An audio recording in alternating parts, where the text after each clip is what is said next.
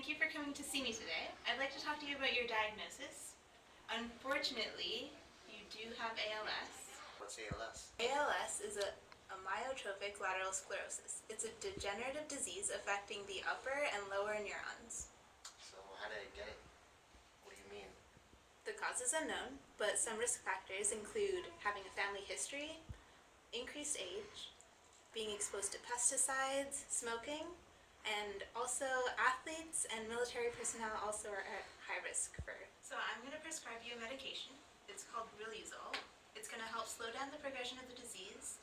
However, it is not curative, but it will help you. Some side effects of the medication include dizziness, stomach pain, depression, dry mouth, and muscle weakness.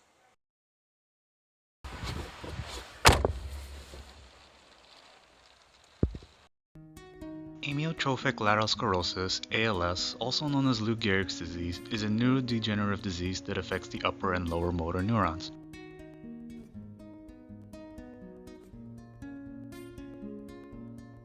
In order to understand what happens in the body during ALS, we'll look at normal conditions first.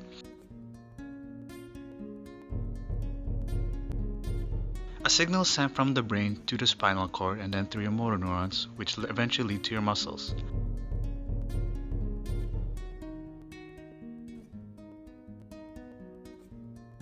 Usually there are no interruptions, everything is working perfectly and your muscles are able to contract.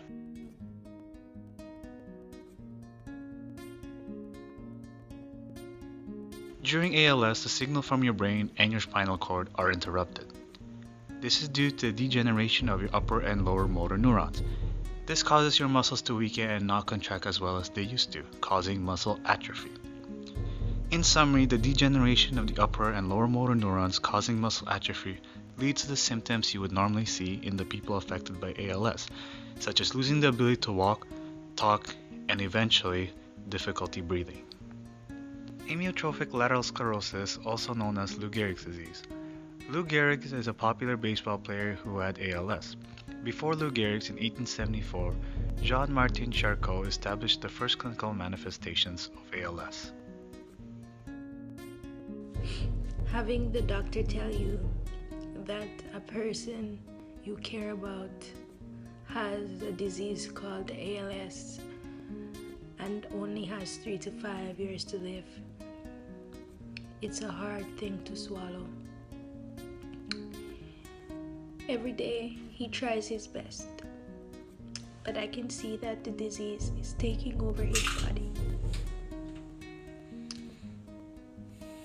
He used to be so happy and now he's getting more and more frustrated with the fact that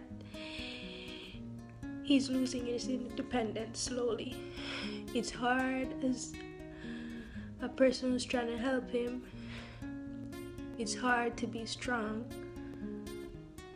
while thinking that you could lose the person at any time.